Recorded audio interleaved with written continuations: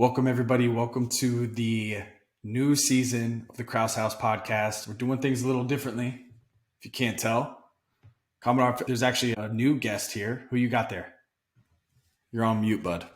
Oh, dude. Literally out of the gates on mute. Episode 1, season 2. Kind of looks like a dead dog, which he's not. He's Frank, mini Australian Shepherd, little puppy guy, sleeping in my arms. So I guess he's a co-host technically. Technically co-host, and let's hope he has better takes than you. I doubt it. So give a little primer on the new format. We're obviously leaning into video a little bit more. We got some awesome feedback from the community. Commodore and I have talked about it. I think we're going to also change up a little bit of the format, a little bit more structure. You guys are tired of hearing us just riffing and rambling. We're going to focus a little bit more on kind of the sports business side of things. That seems to be some of the most interesting content that we've produced in the past. We're going to have some fun. We got some more irreverent sections, some hot takes, predictions, redrafts. So stay tuned for that. But in general, we're trying out this new format, new season, episode 1. You ready to kick things off? Yeah, dude, let's do it. I'm excited for this new format. I think folks will really like it. Let's try it. And it's a process. We're going to be making some changes, but let's make it happen. Let's do it. So we're going to start off with some news. This one's near and dear to us particularly, but NCAA football is returning. You want to share a little bit about the news from the EA sports world? Yeah, dude. I mean, I think it's really exciting as a gamer, or at least a gamer back in the early 2000s. I feel like there's a little fun anecdote before we dive into it, which is Flex's favorite game, I think, growing up was NCAA football. I'm getting a head nod here. Mine was Madden, and we would hang out like once a year. So like friends, but the long distance. So we'd hang out like once a year, and we'd have like a big showdown once a year. And funny enough, in our big showdown, I think at our peak in both games, I beat you in NCAA, you beat me in Madden. And if I recall correctly, you always rocked Texas. I always rocked Maryland, which also makes me think, like, how did I beat you with Maryland Terrapins over Texas, dude? I don't know, but you're right. So that was my game of choice. I was the local, unbeatable, untouchable guy in the neighborhood, and I did use Texas. I think it was the Vince Young year, if I'm not mistaken, which is cheating. So I don't want to hear it. I don't want to hear it from the comment section. But I had that triple option, lockdown, post corner, just unstoppable. And if I'm not mistaken, I think we played Madden first, and I beat you, which was your game. And I remember thinking, hell yeah, there's no way I'm going to go 2-0 today. And there's no chance you beat me in NCAA. I remember I had the Ravens, if I'm not mistaken, and you had the Packers. And I remember we flipped on NCAA football. I'm just maybe playing down to my competition, aloof, not bringing my A game. I don't know, but I caught an L, and I remember being so pissed. But it's weird. We basically beat each other at our own game, which was crazy. Yeah, it's a good memory. But I think it wasn't that long after that. I don't remember the last NCAA football to come out. It was like 2011 or something around there. And so it's exciting for them to bring NCAA football back. But I think obviously the big thing that's changed here is the NIL. And so a lot of the things that are in the news are sort of this negotiation about how they're going to bring back the player's likeness. And it seems like the solution that they're currently landing on is that they're going to give every player who opts in to their NIL being part of the game, they'll pay them $500. I'm curious, is that a long-term solution? Is that a reasonable solution? Like, how do you think about that as the business stuff side of that thing? Yeah, it's interesting. I just have so many questions on how they got to that decision. First of all, I think the most prime example was, I forgot the exact number, but I think Florida made roughly, over $150 million, somewhere in that range during Tebow's tenure as a Florida Gator. And he saw none of that. What does that mean for the future Tebows of the world? Are like they still getting $500 all the way down to the walk-on punter? How do they justify that? It's obviously not worth it to the Tebows, but very much worth it for some of the guys that are just on the roster. So I'm a little bit confused there. What does the roster look like? You have some actual names, some made up names, or maybe just the numbers. I have so many questions, not only how they arrived on that, but how it impacts the game itself. I think in general, it's a good step in the right direction and compensating those players. In a quick tangent, right? I remember the Ed O'Bannon story and him suing the NCAA and him seeing himself, seeing his name, image, and likeness He was blown away that they even made him a lefty. It was like that paradigm shift for gaming when it was actually starting to get detailed. And he did some napkin math and realized that they're making a ton of money and none of the players are seeing any of it. And ended up suing the NCAA. And if I'm not mistaken, it was a class action. And the NCAA lost. That's a really powerful organization. I think that was the catalyst into some of these initial NIL conversations. And fast forward, I just still think $500. It just seems very haphazard. Yep. If you want in $500, if you don't, you can sit out. I would expect to be further along at this point, but I don't know. I have so many questions. Yeah, one thing I was thinking about myself in that role. There's a world too where one of the trends that we talk about is this idea of like simulated immersion. And I think that one of the things we've seen with NBA 2K and FIFA, especially, where the video game itself has been able to pull in fans. It's like all my friends play FIFA. I don't really know much about soccer. I'm not very good at FIFA, but in order to kind of do that, I've learned how to play FIFA. And then that teaches you about the game. It gets me more excited to actually watch soccer. And right, there's just sort of this positive feedback loop. And I was wondering, and I'd be curious your take on this, is there a certain benefit to making sure you're included in sort of these simulated, digital spaces that then give you the opportunity that maybe you're this player? Remember there was this guy in like March Madness 2004 in high school, one of my friends, he would always play as Pacific. And it was like this white point guard, short little guy that could just shoot threes. And he would beat all these amazing teams with Pacific. And I'm imagining a world where that could then, in this algorithmic media world, which is another trend that we talk about, actually drive a ton of NIL money, because the way that your character in a simulated world performs is perhaps maybe even better than the way that you perform in real life. And so it just got me thinking, are you leaving money on the table by not being in the game because you think you're more valuable than the 500, which you probably are, but are you losing something? I'm curious your take on that. Yeah, for a player that you've mentioned, it probably seems worth it, right? If you're the starting point guard at Pacific, $500 is $500. And then using your name and image, could that be a catalyst to get more Pacific fans or do something for you? Perhaps even get noticed, as crazy as it is. I mean, odds are small there, but get an overseas contract because you blow up as this hidden gem in NCAA basketball. I think the biggest question, again, comes from those premier players, those Heisman candidates, the Naismith candidates. I don't know what you do if you opt out. Like I said, here's another question. Is there any sort of resolution path, right? Like I could just see if you're a Heisman candidate type of player, right, and you opt out, what does that mean for EA? Do they go back to the negotiation table to try to get you in the game? Do they just say, okay, sorry, we're moving on? It doesn't seem thought out, because if I'm reading it correctly, it sounds that simple. If you opt in, here's $500. If you opt out, sorry. So there's so many open-ended parts to this that I'm wondering what they do in certain situations. Yeah, and it feels like you could actually drive a bunch of metrics. I'm thinking of like the royalty challenges that Spotify solved, where you could say, however many times someone plays with this team, and then whoever touches the ball the most during that game, it's not an exact science, but like the quarterback touches the ball every time, the running back, there's certain players, the most tackles, like you could sort of create this bounty system, which again is kind of crazy to say out loud, but that could be a way to get, solve Tim Tebow getting 20% of the total game as opposed to just 500 as compared to the guy that's third string. That's interesting too. Some sort of metric value, data-driven way of doing it. Even amount of touches, right? Running back touches, wide receiver touches. Because you're right. Like you always find that that slot guy on some random team and just use it a bunch. If you could do it on a usage basis like that, obviously that's really sophisticated. And I think that does the job. I wasn't expecting something like that out the gates, but hey, $500 in or out, it just seems sloppy, especially after losing a $40 million lawsuit to NIL. In their defense, right, if I'm going to take the other side, the NIL stuff, it's like I'm reading about a new rule every day. I'm reading about a team bending the rules around it. Like, I don't think they're fully fleshed out.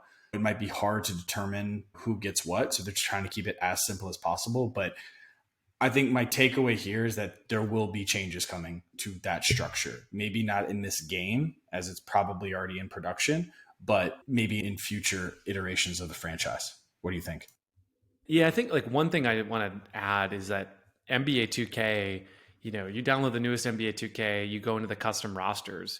You want to download 1992 NBA, like boom, it's done. And is it perfect? No. Or the, you were talking about like the clothes and the animation. It's like, it's close, right? But it's like, it's not perfect because you're not quite getting that NIL. But I mean, you want to download 1986, like 1992, 1999, 2004. Like these fans have created, for the most part, generally mostly interesting enough rosters to play the entire game at. And so part of me was thinking too, is like, if you're NCAA, if I'm running that company, I'm thinking like, okay, let's offer everyone $500. There's going to be the official roster that we go. So maybe let's go back to the Tim Tebow era. Tim Tebow opts out. Okay, that's fine. Everyone's going to go download custom roster where some guy makes Tim Tebow for free because he just wants to emulate that.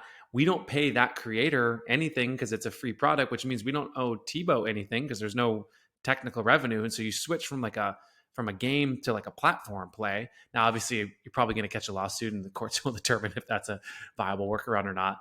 But that's where my mind was also going, is like, maybe EA just needs to think about, we get the licensing of the fight song, the stadium, the logos. That's what we're paying for. The players are sort of like, that's something that the custom rosters that will change and ebb and flow. We're just building a really great college football game engine, and then the community can go brand it. And I'm actually surprised that it hasn't existed as a top tier product yet. But I know these games are complicated. Yeah, I agree. It definitely solves their issues. I actually remember ordering a PlayStation 2 memory card off eBay with the rosters loaded on it.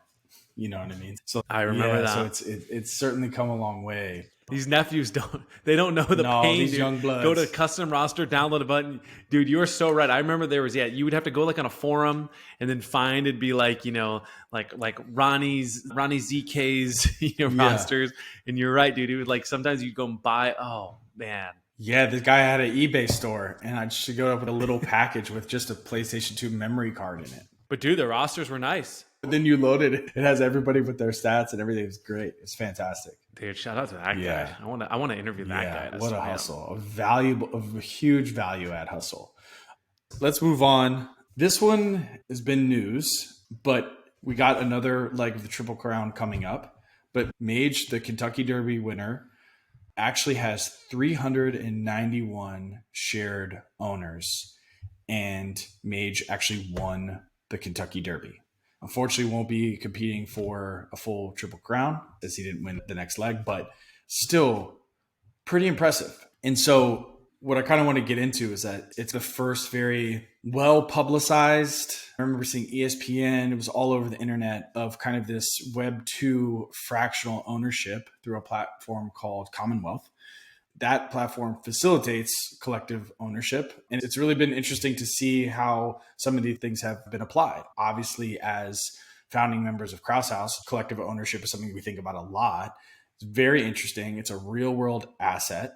What are your thoughts on this whole entire thing? Let's break this down all the way from Commonwealth, collective ownership, to it actually winning the Derby. We're seeing actually some interesting kind of jokes flying through in these threads about the upside in ownership. So let's dive in. Yeah, I mean, I think that Commonwealth, I don't know much about the platform, but I think this idea of building, what we would probably call as like Web 2 financial infrastructure products is really interesting. And I think that one insight that we have continued to beat the drum on that is, I think, a innovative idea is there's nothing really that precludes you from using the idea of an NFT to, sort of allow list your way into a platform like Commonwealth, right? And I think that's something that we have to be more open-minded with our journey with the NBA and being fully compliant with what they would request from us. But that's this sort of strange space where I'm like, sometimes the crypto degen side is so fixated on like, hey, the NFT actually 100% represents ownership. It cannot be transferred. It cannot be revoked. It can't be, all these things. And I love that, especially for certain types of DeFi projects and whatnot. But then I'm also like, but there's also this opportunity to really play around with the space in between. And kind of, we often sort of joke with ownership groups of like this Web 2.1 or Web 2.5, right? Like what are the intermediate steps? And so I'm just excited to see something like Commonwealth tap into that. And I think it is part of a trend of saying these sports where it's really actually the league itself is really not a league at all. It's really just a collection of individuals. And I think, golf has that, PGA, obviously with Live. I think boxing has that. UFC is an exception to that, but you can imagine MMA fighters. I think Jake Paul is starting to show that raw star power can supersede it. And I think horse racing is a little bit like that, where, there's a lot of different ownership models that can thrive in that way. So I'm excited to see just use cases, period, of fractional ownership that get people excited regardless of the infrastructure that pulls it in. You mentioned the joke. I think I saw, so Mage was 15-1 underdog, and dare I say under horse for that event. And some of the jokes were that the shares were originally debuted and sold at $50 a share. And the payout here was $94 a share. And so I think some of the jokes was like, hey, if you just would have picked that $50 and put them on to win at 15-1, you would have made 800. I'm just like, do you think that's a fair take? I know it's a Twitter, comment trolls joking around, but is that a fair take? Unless I'm missing something, it's apples to oranges. One is an investment versus kind of a one-off speculative thing, which is like totally. But also, I'm even having trouble understanding, one is $50 a share in ownership. And what does it mean the payout was $94 per share? Is that winnings from that race? Right. So I think your apples and oranges are a great analogy, because he might win more races. He might stud other horses. He might, Exactly. sell his likeness. Exactly. Like it's just one payout. Dude, I would buy some Mage merch. Come on. Yeah, it's a whole asset class that can appreciate and should appreciate versus a bet. So maybe they're just some haters or people poking fun, but yeah, give me the $50 per share ownership any day of the week. So do you think the owners that were there and the celebration and hugs, it reminded me of what you see when people win finals and championships. Like, they were obviously going crazy. And what was really interesting about that moment was they normally do that with one or two owners that are hugging. And it was crazy to see dozens just going. It was actually quite awesome to watch. I've seen that clip a few times now. So let me ask you this, because of the high profile nature of the win with Mage, do you see this start to permeate through the sports ecosystem? Are there more horses that get purchased through Commonwealth? Do we start to, dare I say, into teams, right? Like ownership all over the world?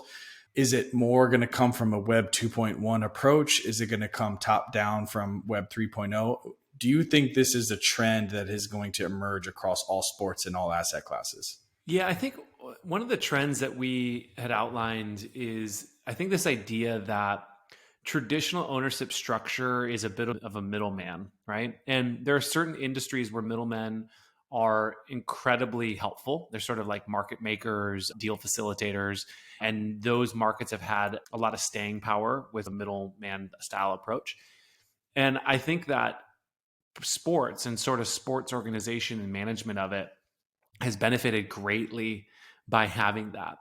And when I think, like, taking a step back and just thinking about even like capitalism and the development of finance in the United States of America over the last, 100, 200 years, it's like, just to coordinate and take on the risk profile of the idea that a sport could be profitable in like a business is actually like a pretty crazy mind shift, right? If you think about like 1920 and you're like, I'm going to start a sports league and people are going to pay a bunch of money and they're going to like, it's like, I'm sure you could get someone like a group of local people be like, yeah, okay, like, yeah, maybe our neighborhood would come and watch, or these people would come and watch. But like, I don't think it was thought of as like a business as much of it was like a carnival or like a circus, right? It's like, yes, there's some sort of break-even, profitable kind of thing here.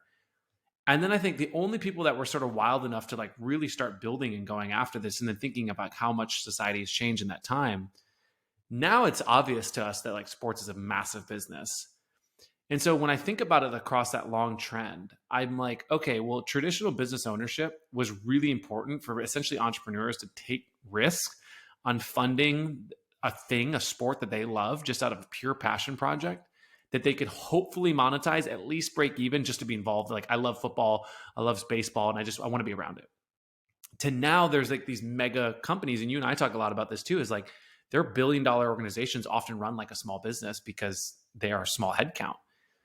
And so when I see that kind of transition and I think about that gap, my mind sort of wanders to like, well, was traditional ownership a stopgap to help take financial risk on, right? So you kind of have that entrepreneurial piece, and then coordination, saying someone has to make decisions on what happens when and how it does, and firing coaches and all that stuff. And then I'm like, man, technology's dramatically changed on both of those fronts, especially now in the finance space with Web3 and some of these DeFi protocols and even just, TradFi. We are just getting more connected and more wired. And then obviously coordination around governance and just even social coordinates is materially improved. So I feel like traditional ownership will still remain because it still takes some irrational behavior. But I think as we start to see use cases of this play out, yeah, this is probably going to be, at least in my opinion, roughly 1/3 of the ownership types that we see in the future. I don't think it's one of those things where it's going to take over all of it, but I think right now we're probably seeing on the order of, call it sub 5%. And I think it's going to work its way up to about 1/3. What's your opinion of that take? Yeah, I would love it if it was as high as 1/3. Yeah, it's as you're saying that, it's really interesting to see the evolution of sports from kind of team focused moving to player focused. What's happened with media and the coverage, what's happened with as a brand and it permeating through lifestyle, which is what you start to see sports become a part of music, fashion, art, right? It's just been ubiquitous across any sort of cultural aspect of society.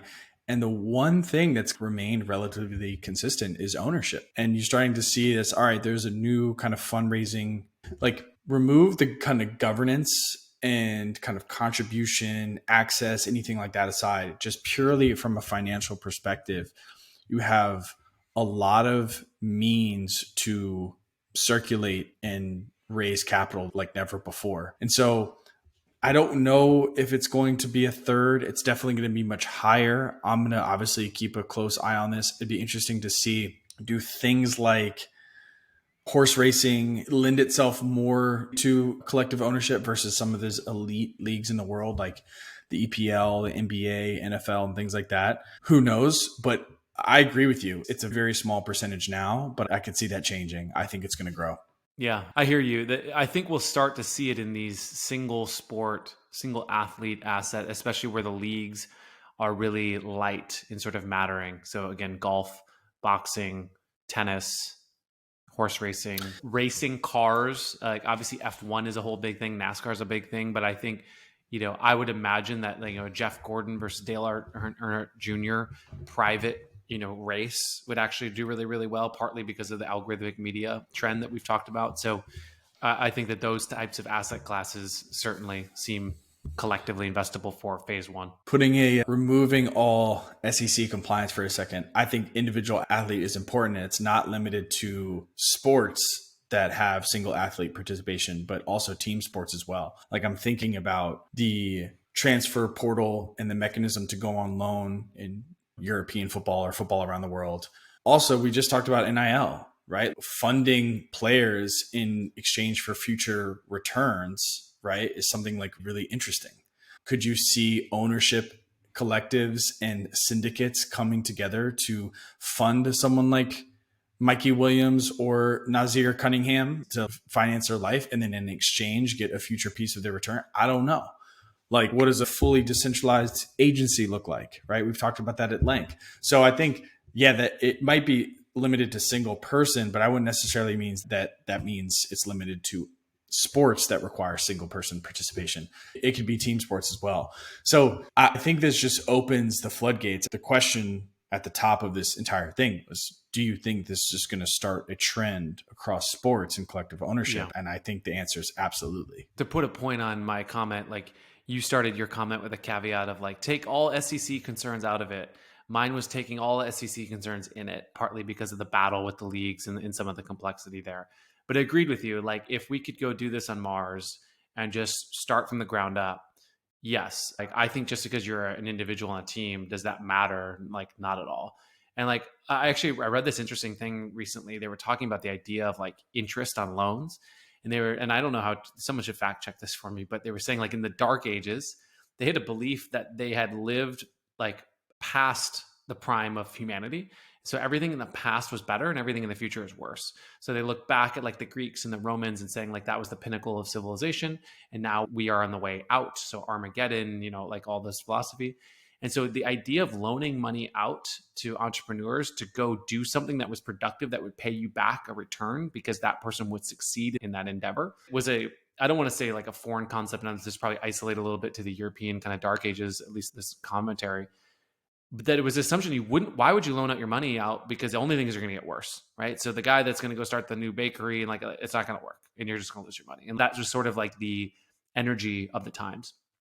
And so it's fascinating to think then, like, obviously we live in a culture and a society where that's a 180. And now we have this expectation of getting returns in the future and all that stuff. And so that's a long-winded way of saying, like, I think any time that you see someone early that needs stuff now to succeed, to do that in the future, which is essentially an entrepreneur, like 100% investable. So on Mars, yes, every athlete that is interested and sees a path to making something bigger and better, if they can get access to either media, training, whatever it is now, 100% agree.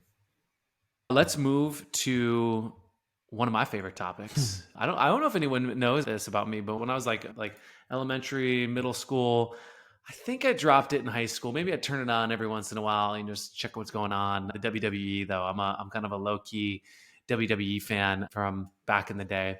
So I wanted to bring up this topic because I think it's really fascinating. So here's the headline. So legal betting on WWE matches test the boundaries of quote unquote sports betting. And I just think it's a fascinating conversation, partly because the WWE wants to legalize sports betting in states around the country. And it's a complicated issue because, and hopefully I'm not surprising anyone out there, but the matches are scripted. And so that was a little fun story detour here, is that wasn't actually officially the case up until 1989. And so one of the things that the WWF and a lot of the professional wrestling leagues, they wanted to kind of exist somewhere in the, like, this is super real, like not fake. And they would even beat up people who would interview them on TV that would suggest that was fake. And like, they wanted to kind of keep this whole ambiance that it was real.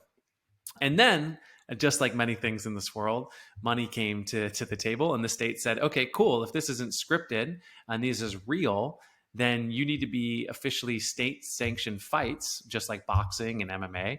And so you need to now take fees and you have to go through all this process and pay us a bunch of money in order to have sanctioned fights. And the WWF was like, whoa, hold on. We need exemptions from that because wrestling's fake. And so now they were kind of caught in this catch-22. And so from that point on, it was sort of officially real or true that their wrestling was fake. And so now fast forward into the sports betting, a couple of states have actually allowed it. And I think it's really interesting because they've used this idea of what was called historical race wagering. And that is in the horse racing world, where they'll actually strip out all the identification of a particular race. So I imagine, they film, have a database of 10,000 horse races. There's no dates, there's no locations, there's no nothing on that particular video. Everyone sits in and then like they get told, okay, horse 1, 2, 3, 4, maybe you get a photo of it or something like that. You put your money in, they click play on that, on that particular random video and it runs. And those states have decided that's effectively random enough, even though technically a handful of people would know who's going to win that race. It's random enough for the average bettor that it's legal. The other interesting exception is the Oscars. So the Oscars in some states allow people to bet on who's going to win an Oscar. Same situation, right? A handful of people know who's going to win an Oscar for X, Y, and Z category, and yet they still allow it. The last piece I'll say here is that in some states that it is legal, they cap it at $50. So I'm just curious, do you have a reaction on, generally the idea of allowing people to sports bet on the WWE? Does that feel like a bad idea or a great idea? Yeah. So a few thoughts. One, I don't know if this is still the case. Things might have changed, but I know for a long time, I would think even if this changed, it would only be in the past couple of years. But if you're in Vegas, you cannot bet on UNLV basketball or any sort of professional sports team. And I think that's designed because you get access to players, they start throwing games, and it's just a mess. I think this is actually a lot worse because obviously it is scripted. There's people out there that do know the outcomes, and it's a lot easier to get in touch with the WWE intern than it is to the starting point guard of UNLV.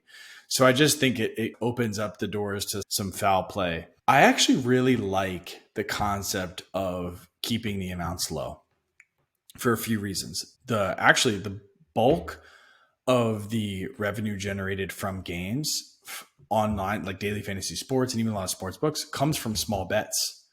So I think that's a very interesting angle. Cap it at 50 or $100 because I could say, hey, I'm taking my son to the wrestling match tonight. Might as well have some fun, throw some money on it. There's no pressure, right? There's no pressure for any corruption because the amounts are so low. I think that's really interesting. Why not? I think anything above that, you start to get into some very dicey territory where either you're going to have the WWE script influenced by those kind of people, or you're just going to see just a lot of foul play and it's dangerous. I don't have a problem with the actual betting on it. Like prop bets are huge. I could see something like prop bets being more, does Mankind lose by pin or TK? You know what I'm saying? I think that's interesting and fun, but there just has to be, because it is scripted, I just have to see some rules in place. It just seems too dicey of a situation to have an uncapped betting amount on something that's scripted where there's at least a handful of people that already know what the outcome is. Yeah, and I resonate with the WWE's intention here. To me, I feel like those are really reasonable ways to bring it into the the market.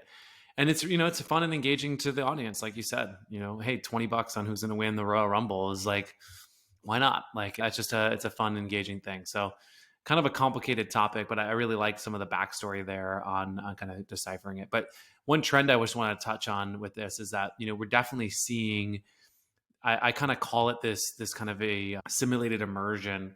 And the way I'm kind of thinking about that trend is like, each club or each league or each sport, I guess, is sort of, they have this opportunity to be a little bit more like a digital 24/7 Disney World, rather than these just sort of, these specific broadcasted events.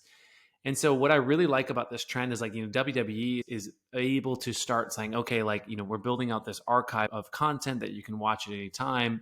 You can start thinking and talking. Now you can imagine podcasts that are going through the different bets, and just that immersion into this world that is the WWE, and using bets to kind of help facilitate either those narratives or those conversations. I just think it's a trend that we're going to see, and we're going to see continued pushing of that into esports and simulated worlds entirely. And like, where I think we're going to continue just to see this idea of gambling and wanting to bet and be immersed in these entire ecosystems 24/7. And so I'm not surprised that that's the direction we're going. I think it would be wise for some states to continue to adopt it, but it's just an exciting trend for me. Should we talk trends? I've been teasing some trends here. I know you got a couple of trends here that you want to highlight. We got a couple of trends coming up. Yeah. So this next one's interesting because we labeled some trends here and you and I had different ones, and I'm excited to hear about yours. The TST officially kicks off next week. And for those that don't know what the TST is, it is the soccer tournament. It is from the same company that launched the TBT, the basketball tournament. And quick primer there. It's a wildly successful event that's happened. I think the first one was back in 2015, if I'm not mistaken. It is a winner-take-all tournament of professional and amateur players in basketball. So again, I think it's regional. They have the championship in one location. You see a lot of overseas players. You see a lot of top D1 teams, alumni come back. Just by quick spot checking, I was looking through some of the rosters, especially on teams that I know. I would say roughly upwards of 80% have played professionally or currently play professionally. So it's a very legit competition. They're moving into other sports, and this one is soccer. And what is really interesting about this, right? Same format. It's 7v7. Right. So it's less than your typical soccer matches, but it out of the gates is star studded. Wrexham is playing, Ryan Reynolds' team that he owns in Wales. They have a few Premier League. One of them is West Ham. So I don't know if they're sending some of their U21 guys. I don't know if you're going to get all the starting backs and middies, but some representation from a Premier League team will play in it. The women's national team, all-star alumni, isn't it? You're getting some like really big brands, really big star power, and they're playing in a winner-take-all championship for $1 million in North Carolina next week. So I'm thrilled for a few different reasons, but what trend do you see emerging from here that you're excited about? One question before we do that, is 7-on-7 soccer fun to watch? Is it like the 3-on-3 of basketball where it's like kind of fun to watch, but like, I think Big Three does a good job of like adding new rules to make it a little extra fun to watch. Do you happen to know? That's a really good question. So 3-on-3 to me, maybe it's because I know most about basketball compared to any other sport, but it just looks different. I wouldn't say that it's more exciting than 5-on-5 or less. In fact, I think at times I probably prefer 5-on-5, but I know in rugby, the sevens is really exciting. I think it's a smaller field. There's less scrums because there's less people. It's more free running, I guess is how you could saw it, less stops. So that is known as the faster paced, more exciting version of rugby. I don't know how soccer translates. I think it would depend. Do they play on the same size pitch? Are they heavier on offense than defense? I think that will depend on that. But I've actually never seen 7v7 soccer before. So to answer your question, I think it will depend on the format and the rules and some of the formations out there, because I think in some cases, less is better, like rugby. And in some cases, when you're going full court 5v5, to me, that's a little bit more fun to watch. So I guess we can only tune in and check it out. Yeah, I think one thing I would just comment on here is that I think it's interesting too that assuming those teams are bringing their top talent, the NBA and TBT have some, it's all these sort of washed up air quotes. Those guys are still pretty good, but alumni, not playing professional type washed up here. The Syracuse team I think of, right? It's like they're good at basketball, but they're not NBA, right? And so one of the things I do think this is really interesting, and I've always been curious of what would 3-on-3 at the NBA All-Star game look like, right? And if those guys tried, which I'm not sure they would try given the situation, but I'm imagining like a 7v7 with some of these actually top tier talented people playing. That really gets me interested. Whereas if it's just like a logo on the site and then they're bringing in all this unknown talent and then they're playing a slightly different game that might not go then I think, and I picked the trend for this one as algorithmic media. And that's partly because I made that assumption that it was going to be like TBT. And I think TBT does great on this idea of algorithmic media. And I think you can build entire businesses in this new age of how sports clips are essentially shared, right? It's like, hey, I'm into basketball. TikTok knows that. And so if it gets a great highlight from TBT, the NBA, college basketball, it really doesn't matter. The algorithm doesn't care. It's going to show it to me. And then that can get me hooked and invested in what is this thing? Oh, there's a team from Wisconsin. I'm going to follow them or something like that. And you start to get hooked in the narrative. And now you might migrate your way to more traditional means of consuming the product, or even, checking out their stream directly or paying for it. And so when I read this and understood this, my mind was well, if you're shortening up the people and you're basically squeezing out more highlights, that's going to show better on TikTok, which is a really unique distribution strategy. And I love that. And kind of that's the direction. So I went with algorithmic media kind of on those assumptions and was excited about it. What trend did you pick for this one? So real quick before my trend, I agree. It's a good segue. I agree mostly, but I actually don't think it requires the top tier talent, because you can guarantee that West Ham is bringing their brand, and I highly doubt starters from West Ham will be playing. It's probably U21, maybe U18, people from their farm system, right? But I still think that's awesome. I still think that's really compelling. And it's because of my trend, which is, again, very bullish on this concept of disintermediation of sports. Like I always say, I think the reason why I'm such a big NBA fan and NFL fan is just because that was what was on TV when we were growing up. Right. And we saw this with all other media types, right? If you look at people, where they get their news, there used to be one station. Now you go on YouTube, there's 1 billion places to go get your information. You can subdivide by industry. You can go by politics, left, center, anywhere you could go. There's niches within niches on things to go on the internet. And I actually think that's a great thing. It comes with its downsides for sure. But I think having that is really it's a compelling way to view the future of sports. And I think this is the start. So the TBT started, you have to look at the trajectory and not necessarily the snapshot, right? So it started out with guys like, what is this thing? Sure, I guess there's a cash prize. But the talent that has come into the TBT year over year has dramatically increased. Their sponsorships have increased. It's only a matter of time before their prize pool increased. In fact, I think last year was the first year that they actually upped the total amount.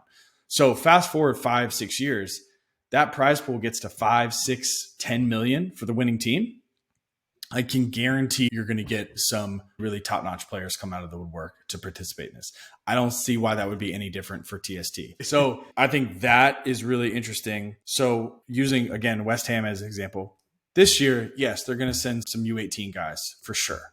But when that prize pool hits 5, 6 million, right?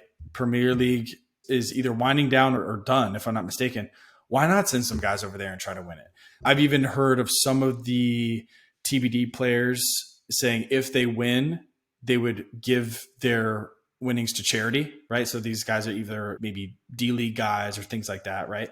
I don't know. I think it's interesting taking the concept of soccer, slightly changing the rules, slight remix there, sampling from the NCAA tournament, right? And taking that playoff style, winner take all type thing.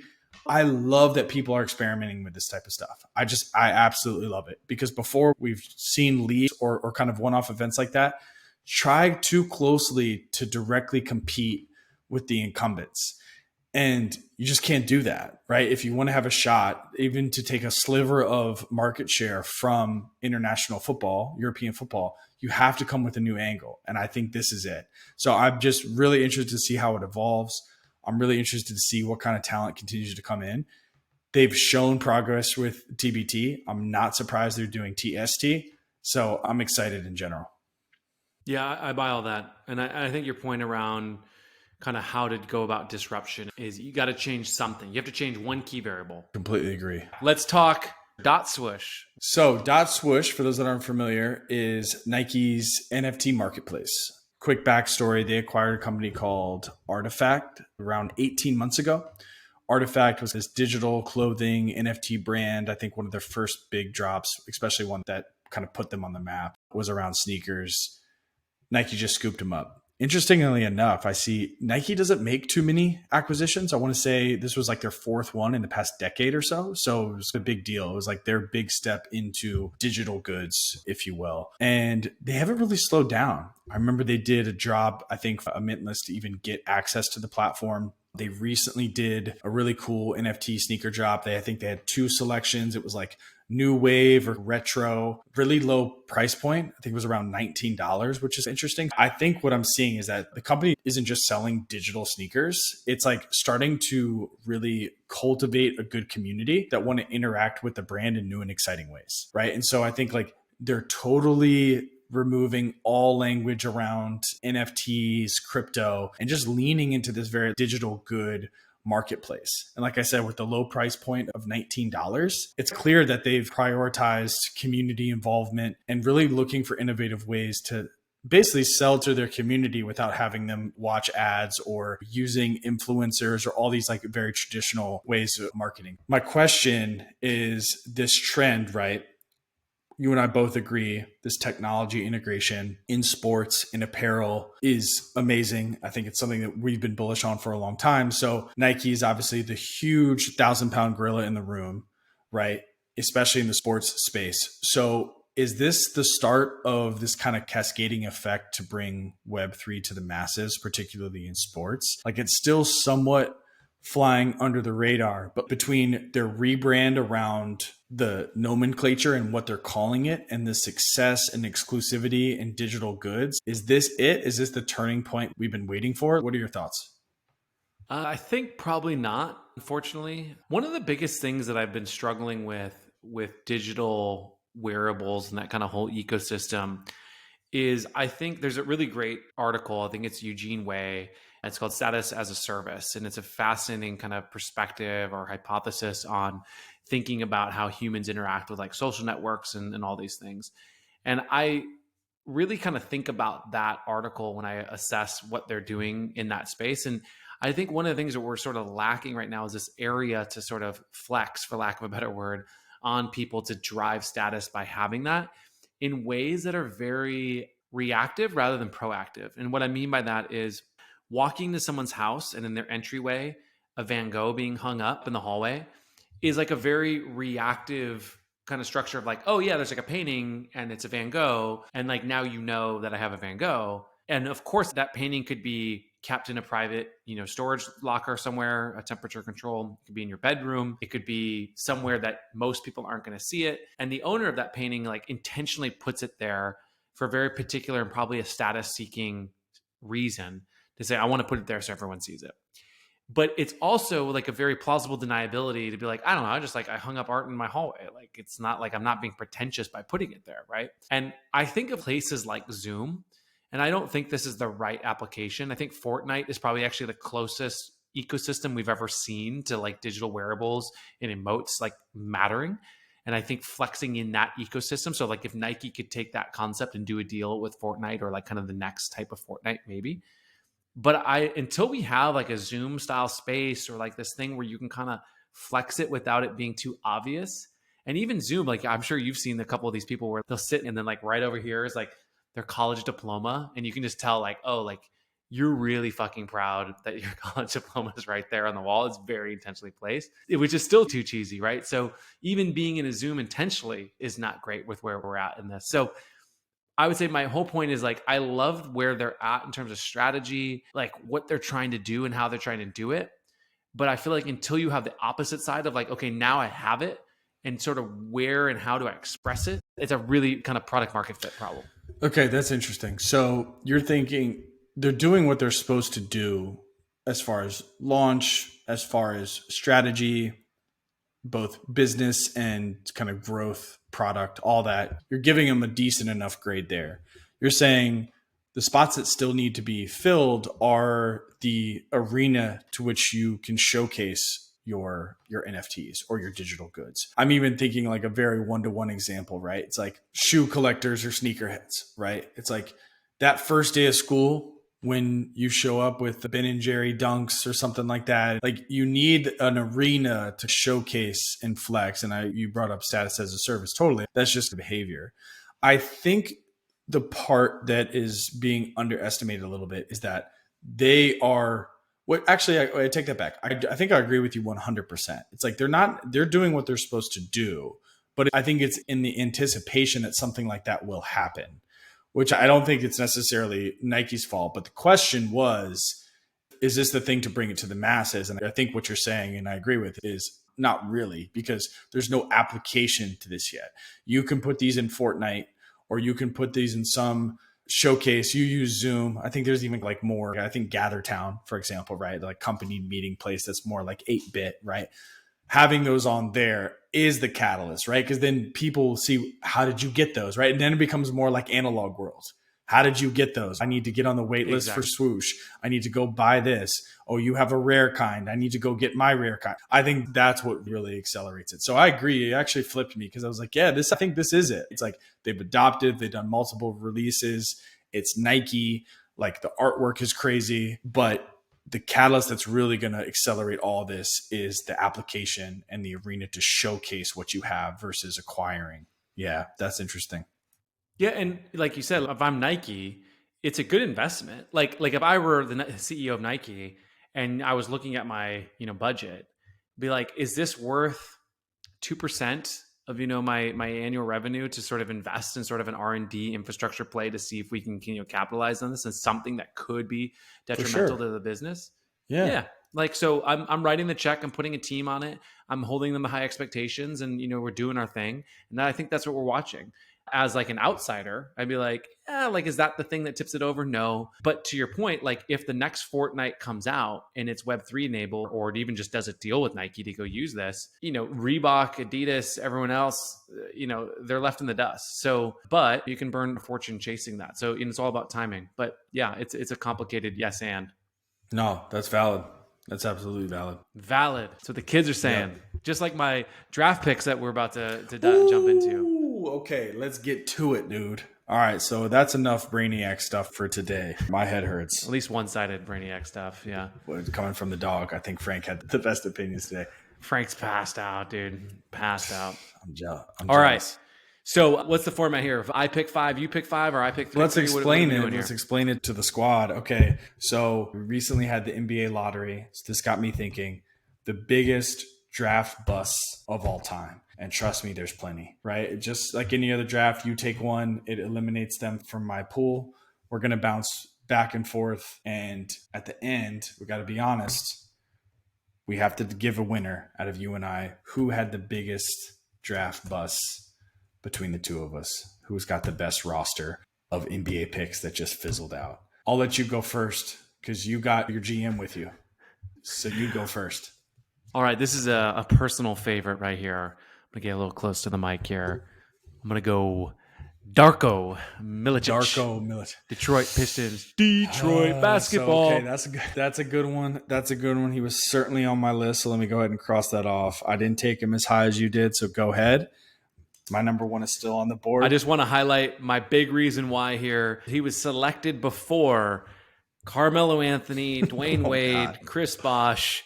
You know, the GM couldn't have picked a worse pick at that spot. I mean, it is literally, he's the lone exception in that draft, and he just missed. He missed every direction he turned. So it was not only a bust, but like, imagine Detroit drafted Carmelo. Like, Detroit was still pretty good. You know, they were about to be really good, I guess is probably a better way of saying it.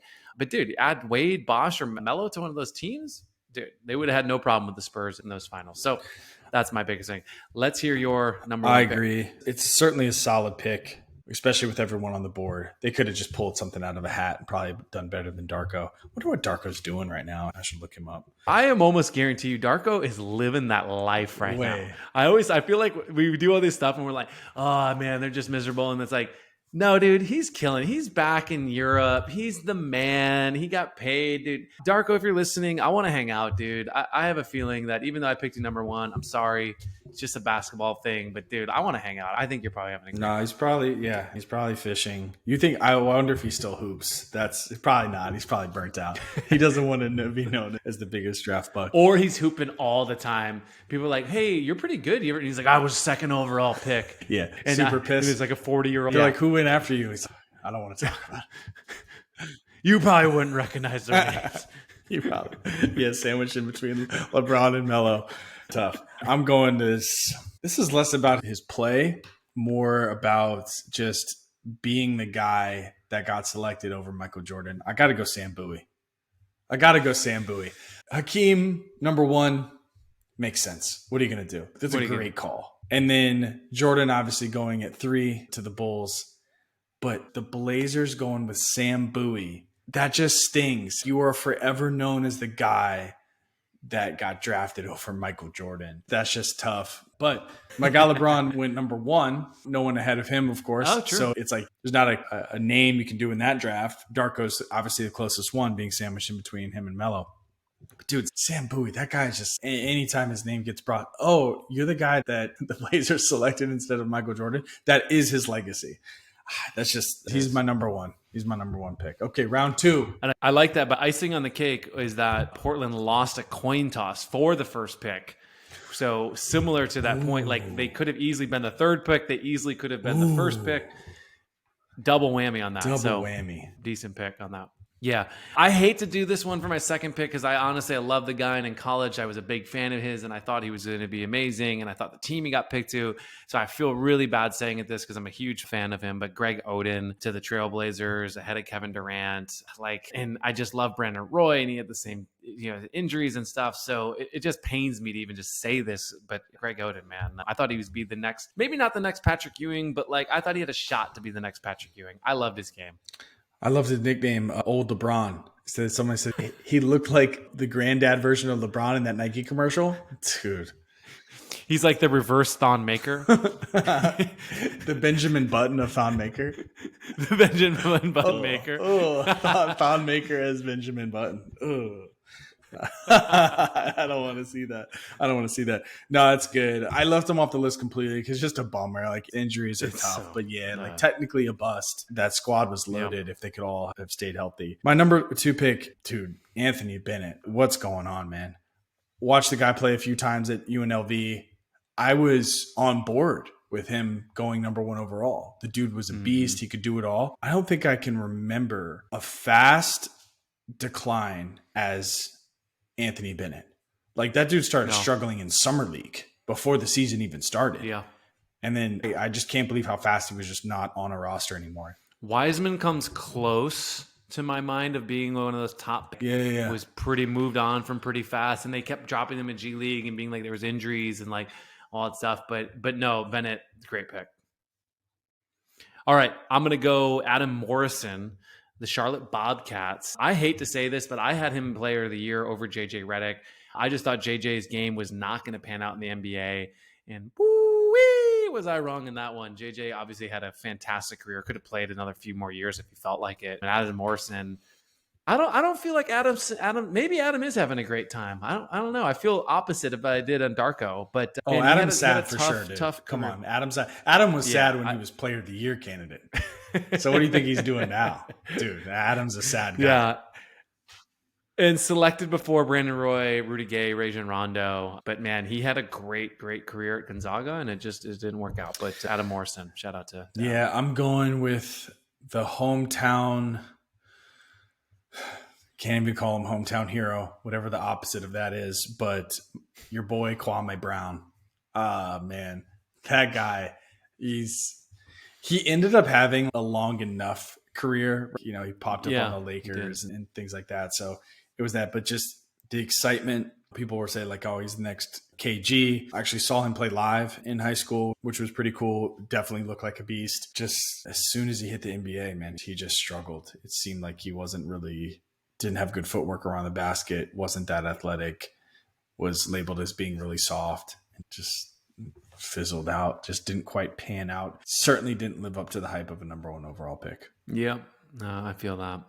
I'm going to go next with Robert Tractor Trailer, Milwaukee Bucks, 6th overall pick. For people who don't know, he was actually drafted by the Dallas Mavericks. And then on draft day, he was traded for who turned out to be Dirk Nowitzki. Ooh. So it's just devastating to think that the Bucks could have had Dirka, one of the greatest of all time, probably a championship with Dirka, I'm presuming, maybe not. But man, and Tractor Trailer did not last long. Mm-hmm. In RIP to him, actually, he passed away in 2011 at only 34 years old. But yeah, unfortunately, Tractor Trailer, it says his career high in points was 22 in his journey. And it says Dirk averaged 22 his entire career. Wow. So, yeah, that says it all. Okay, my next pick, 4th round, I'm going with a guy that I thought had, dare I say, Hakeem-type potential, put on some weight, give him Shaq-type potential. Those are ceiling comparisons, of course, but Hasheem Thabeet. I don't know if you guys...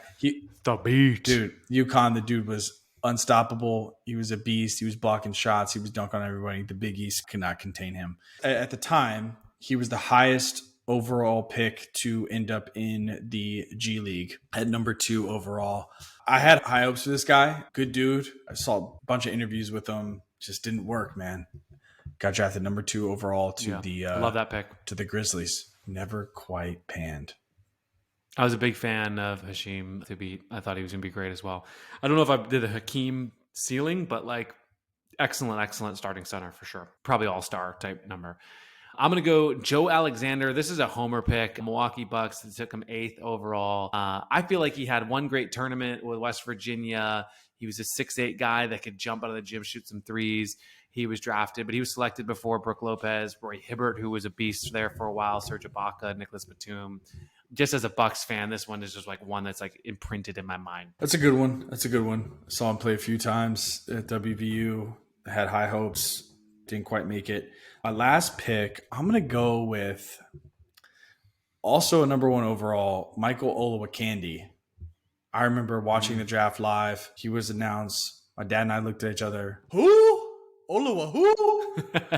The Candy Man. Dude, the Candy Man. Olowokandi.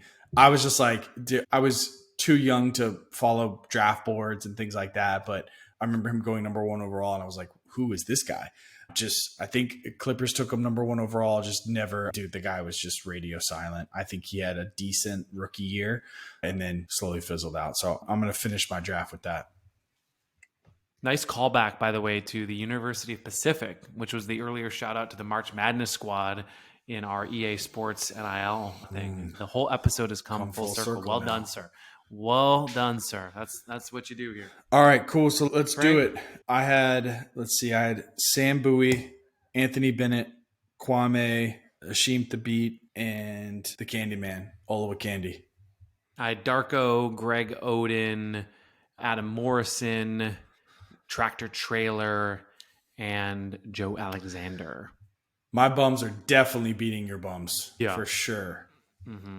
Mm-hmm. I think you have a better classic list. It sounds like you had Darko. I would say, how about this? I think you win, but I want some props for my Darko pick. at number 1? So I had Darko at 3. So you took him off my board. So he was up there for me. It's a good pick. Okay. One thing I'll give you credit for was I forgot how loaded the rest of the draft was. Right. I remember Wade, I remember Bosch, but I think you named a few more, and I totally forgot about like how bad they messed up in selecting Darko. They could have gone any direction and they would have been fine. But I'll give you credit for that, because I put him 3rd because I'm thinking Melo, maybe D Wade, but the draft class was loaded and I overlooked that. It's all right. You win though. You win the first one, sir. Well done. Salute. All right, guys. Thank you for checking out the new and improved season 2 of the Krause House podcast. These locks will be coming back next episode. The GM, aka Frank, will be coming back next episode. Commodore, any last words for the GM? Yeah, I was just saying, let us know what you think of the feedback or any, topic ideas or stuff too. Like, we want to change it to be a little bit less on the kind of DAO governance focus and a little bit more into the business of sports, which I think is what attracted a lot of our Jerrys into the community. So if you guys have thoughts or suggestions on topics or kind of segments or something like that, let us know. We're hoping to hear them. Later, Jerry's. Wag back.